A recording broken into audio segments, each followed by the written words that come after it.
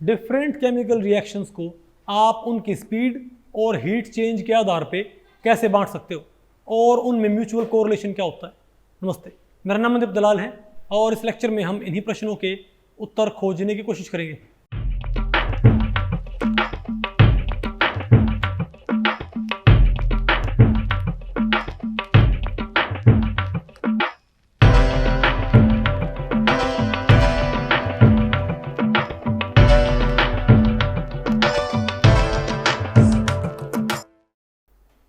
तो भाई अब हम क्या पढ़ते हैं बताओ।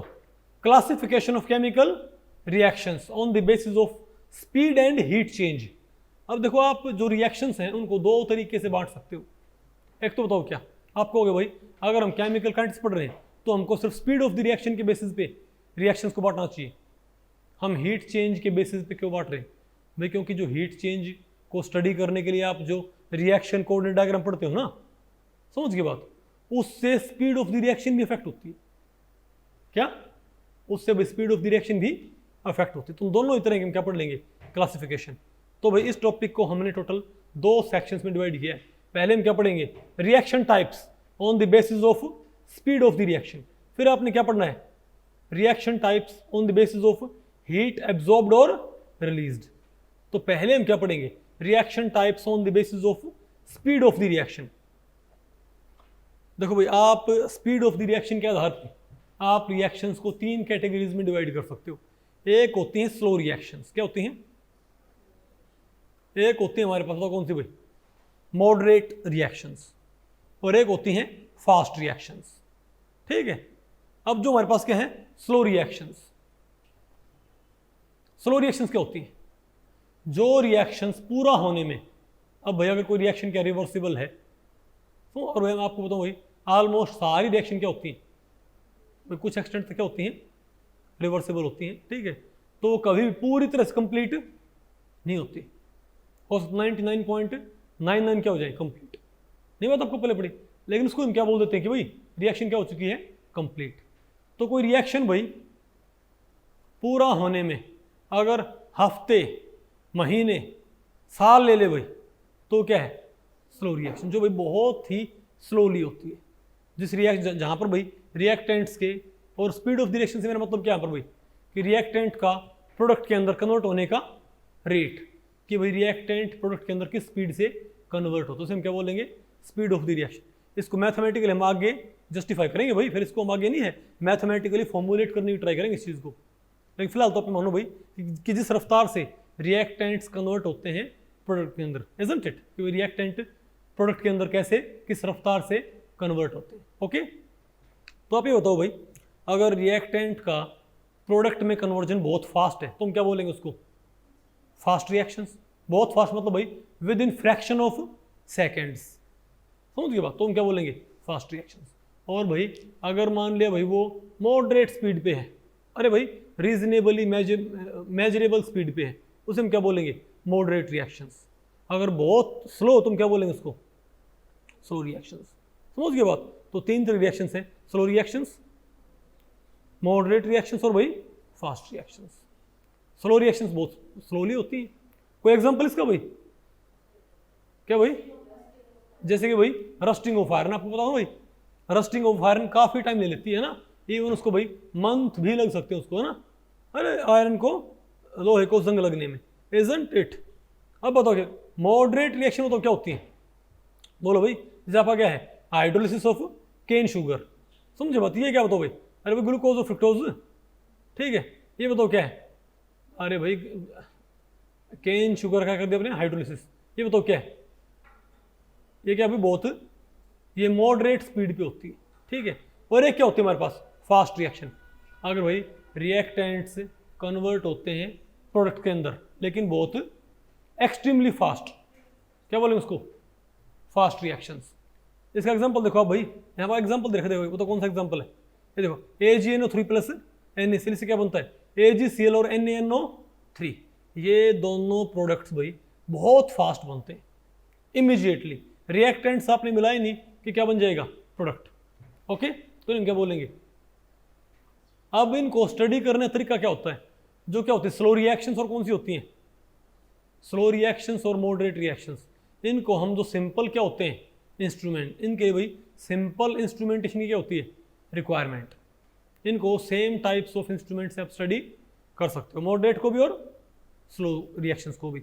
लेकिन जो क्या होती है फास्ट रिएक्शंस, इनको स्टडी करने के लिए आपको भाई बहुत ही ज़्यादा सोफिस्टिकेटेड इंस्ट्रूमेंटेशन चाहिए होता है। समझे बात? जो इंस्ट्रूमेंटेशन आप कहाँ इस्तेमाल करते हो स्लो रिएक्शंस और मॉडरेट रिएक्शंस को स्टडी करने के लिए, वो इंस्ट्रूमेंटेशन काम नहीं, मतलब वो इंस्ट्रूमेंटेशन तो वही होगा भाई, लेकिन उसको आपने और भी ज़्यादा क्या करना पड़ता है।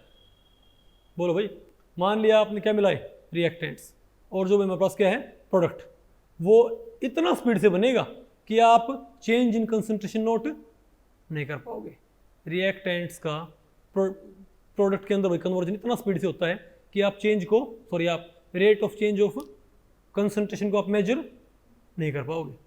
तो इसे तो फिर क्या होता है हमको भाई, हमको फिर ऐसे मेथड चाहिए होते हैं जिन मेथड से तो क्या हो जाए।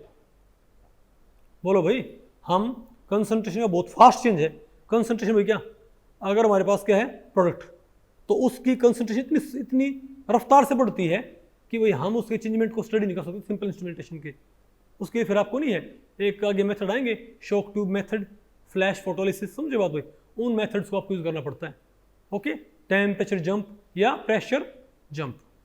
लेकिन अगर मान ले भाई आप क्या पढ़ते हो स्लो रिएक्शंस और भाई मॉडरेट रिएक्शंस, तो वहाँ पर आप कोई सिंपल क्या हो कंसंट्रेशन मेजरिंग इंस्ट्रूमेंट उसको आप इस्तेमाल कर सकते हो। ओके, अरे बोलो भाई, नहीं आ गया आपको ये? तो ध्यान रखो भाई, इसको आगे आपको पढ़ाया जाएगा कि फास्ट रिएक्शंस को कैसे स्टडी करते हैं। ओके, अब बताओ क्या भाई, तो अब हम क्या पढ़ेंगे, reaction types on the basis of heat absorbed और हीट रिलीज्ड। बोलो भाई, अब क्या है रिएक्शन टाइप किस बेसिस भाई, हीट एब्जॉर्ब्ड या हीट, आपको ये तो मैंने पढ़ रखा भाई ऑलरेडी। क्या, अगर मान लिया रिएक्टेंट्स की एनर्जी क्या है, बोलो भाई ज्यादा, और क्या बनता है प्रोडक्ट, उसकी एनर्जी बताओ क्या है कम, तो भाई ये हीट रिलीज नहीं क्या भाई, इजंट इट? तो ये क्या है, ये क्या है भाई एंथैल्पी ऑफ रिएक्टेंट्स, ये क्या है एंथैल्पी ऑफ प्रोडक्ट्स। तो आप बताओ भाई, तो अगर आप इसमें से कर तो ये कम है ना, तो अगर भाई एंथैल्पी ऑफ प्रोडक्ट्स अगर कम है और एंथैल्पी ऑफ रिएक्टेंट्स क्या है, बोलो भाई ज़्यादा है, इजंट इट? तो delta H enthalpy of reaction क्या होती है, enthalpy of products minus enthalpy of reactants. तो भाई ये कम ही जाए तो डिफरेंस क्या आएगा नेगेटिव। तो ऐसी रिएक्शन को क्या बोलते हैं एक्सोथर्मिक रिएक्शंस। तो आप इसको ऐसे बोल सकते हो भाई, तो भाई आर से P reactant to product plus इसको भाई एनर्जी बोले, क्या बोले उसको भाई heat, reactant to product plus heat और एनर्जी। ओके, इसे हम क्या बोले एक्सोथर्मिक रिएक्शन। अब ऐसी रिएक्शन में भाई एक तो ये होती है, एक होती है हमारे पास एंडोथर्मिक रिएक्शन। वहाँ क्या होता है भाई, अगर प्रोडक्ट की एनर्जी बताओ क्या है ज़्यादा है और रिएक्टेंट तो क्या भाई कम, रिएक्टेंट तो हो नीचे गए और भाई प्रोडक्ट की एनर्जी बताओ क्या है ज़्यादा, तो ये हीट आपको भाई यहाँ पर सप्लाई करनी पड़ेगी, इजंट इट? बोलो भाई, तुम क्या बोलेंगे, enthalpy of products minus enthalpy of reactants.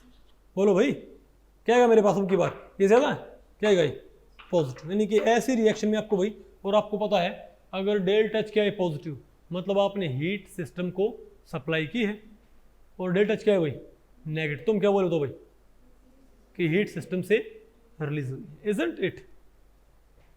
तो बताओ भाई, तो ये क्या होता है एक्सोथर्मिक, ये क्या हमारे पास भाई एंडोथर्मिक। अब पहले हम बताओ क्या देख लेते हैं एक्सोथर्मिक रिएक्शन। तो आपको भाई स्पीड ऑफ द रिएक्शन से क्या दिक्कत है यहाँ पर भाई, स्पीड ऑफ द रिएक्शन से दिक्कत ये है कि स्पीड डिपेंड करती है इसके ऊपर, किसी भाई स्पीड किसके ऊपर डिपेंड करती है, इस बैरियर के ऊपर, जिसे हम क्या बोलते हैं एक्टिवेशन एनर्जी बैरियर। क्योंकि भाई अगर ये हमारे पास क्या रिएक्शन कोऑर्डिनेट डायग्राम, अगर ये रिएक्टेंट भाई प्रोडक्ट के अंदर कन्वर्ट होना चाहता है तो उसको पहले इस बैरियर को क्रॉस करना पड़ेगा ना, इजंट इट?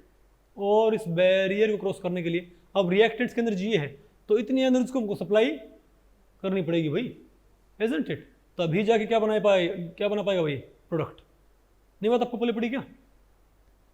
तो आप ये बताओ भाई, तो एक्सोथर्मिक हमने आपको क्यों पढ़ा अभी यहाँ पर, क्योंकि इसमें तो इसको अगर मैं क्या बोल दूँ एक्स, इसमें क्या बोल दूँ भाई एक्स, तो इसको बोलते हैं एक्टिवेशन एनर्जी।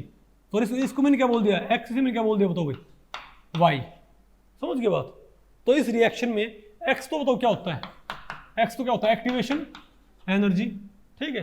बताओ व्हाट इज एक्टिवेशन एनर्जी, बोलो भाई। Energy difference between reactant and intermediate. और याद रखियो भाई फॉरवर्ड रिएक्शन में ये क्या है रिएक्टेंट, लेकिन बैकवर्ड रिएक्शन में जो हमारे पास क्या है प्रोडक्ट, यही क्या बन जाएगा भाई रिएक्टेंट। तो फॉरवर्ड रिएक्शन की रेट यहां पर क्या होगी अलग होगी, और बैकवर्ड की अलग। क्यों भाई फॉरवर्ड का बताओ क्या होगा हमारे पास, तो ई तो क्या है ई है, और वाई यहां पर क्या है डेल्टा एच। तो फॉरवर्ड रिएक्शन के लिए बताओ क्या होगा हमारे पास यहाँ पर, फॉरवर्ड के लिए यहाँ पर हमारे पास बैरियर क्या होगा ई ही होगा। फॉरवर्ड के लिए बैरियर क्या होता है भाई एक्स होगा, लेकिन बैकवर्ड के लिए बताओ पता बैरियर क्या होगा, तो फॉरवर्ड रिएक्शन बैरियर होगा एक्स, लेकिन बैकवर्ड पता बैरियर क्या होगा एक्स प्लस वाई होगा भाई, क्योंकि बैकवर्ड रिएक्शन में ये प्रोडक्ट कैसे एक्ट करेगा भाई एज रिएक्टेंट। ये बात आपको पहले पड़ी, अरे बोलो भाई ध्यान रखियो। अगर कोई रिएक्शन फॉरवर्ड रिएक्शन सॉरी अगर कोई क्या है एक्सोथर्मिक रिएक्शन, इतनी हीट उसको चाहिए, तो बैकवर्ड रिएक्शन में बोलो भाई बैकवर्ड रिएक्शन होने के लिए भी तो क्या होगा भाई ज्यादा क्या होता है उसका बैरियर, क्यों ये तो है ही है प्लस में ये आ गया, समझ गए बात। अब समझे हमने भाई क्यों पढ़ा, हमने दोबारा क्यों पढ़ा भाई एक्सोथर्मिक और एंडोथर्मिक, क्योंकि भाई थर्मोडायनेमिक्स में हमारा ये पर्सपेक्टिव था यहाँ पर, इजंट इट। ठीक है अब बताओ हमारे पास क्या भाई एंडोथर्मिक रिएक्शंस। अब क्या हमारे पास एंडोथर्मिक रिएक्शंस, अब बताओ एंडोथर्मिक रिएक्शंस क्या होंगी, इसमें भाई जो क्या हमारे पास प्रोडक्ट उसके एनर्जी क्या होगी, प्रोडक्ट की एनर्जी यहाँ पर क्या होगी भाई ज़्यादा, रिएक्टेंट की एनर्जी यहाँ पर क्या होगी कम होएगी। तो अगर आपने भाई इसमें से घटा दिया तो डेल्टा क्या पॉजिटिव है, इसको आप क्या बोलो एक्स बोलो यहाँ पर भी, और इसे आप क्या बोलो वाई, नहीं है आपको भाई। तो यहाँ भी बताओ क्या होगा, यहाँ बताओ भाई नहीं सॉरी अरे यहाँ पर आप एक काम करो भाई, आप इसे क्या बोलो इसके एक्स बोलो, और इसे क्या बोलो आप वाई। अरे एंथैल्पी प्रिपरेशन क्या रखो वाई, और फॉरवर्ड का बैरियर क्या रखो एक्स। तो यहाँ पर तो फॉरवर्ड का बैरियर एक्स और एंथैल्पी चेंज क्या था वाई, तो बैकवर्ड का बैरियर क्या हो जाएगा एक्स प्लस वाई। अब यहाँ पर भाई फॉरवर्ड का बैरियर क्या है एक्स और एंथैल्पी चेंज क्या है वाई, तो बैकवर्ड का बैरियर क्या होगा एक्स माइनस वाई, क्या होगा भाई एक्स माइनस वाई। समझे बात, तो ध्यान रखो हमेशा। तो यहाँ से हमने कुछ कॉन्क्लूजन ड्रॉ किए, बताओ क्या, बताओ भाई कि एक्सोथर्मिक रिएक्शन में फॉरवर्ड का बैरियर क्या होता है कम, और बैकवर्ड का बैरियर क्या होता है हमेशा ज़्यादा होगा। और एंडोथर्मिक में मतलब क्या होगा भाई फॉरवर्ड का बैरियर क्या होगा ज़्यादा, और बैकवर्ड रिएक्शन का बैरियर क्या होगा भाई कम होएगा। नहीं है क्या आपको, अरे बोलो भाई ठीक है। तो भाई आ गया ना आपको ये टाइप्स ऑफ, अब बताओ क्या है, अब है rusting of iron is an example of, हाँ ये तो कर लोगे ना आराम से, slow reaction, fast reaction, moderate reaction, non, बताओ भाई स्लो रिएक्शन, ये आ गया ना ऑप्शन। तो भाई इस लेक्चर में इतना ही। अगर इस लेक्चर के बारे में आपके कुछ प्रश्न या सुझाव हैं तो आप मुझे नीचे कमेंट सेक्शन में पूछ सकते हैं, मैं उनके उत्तर देने की पूरी कोशिश करूँगा। तो भी ठीक है, मिलते हैं अगले लेक्चर में, तब तक के लिए नमस्ते।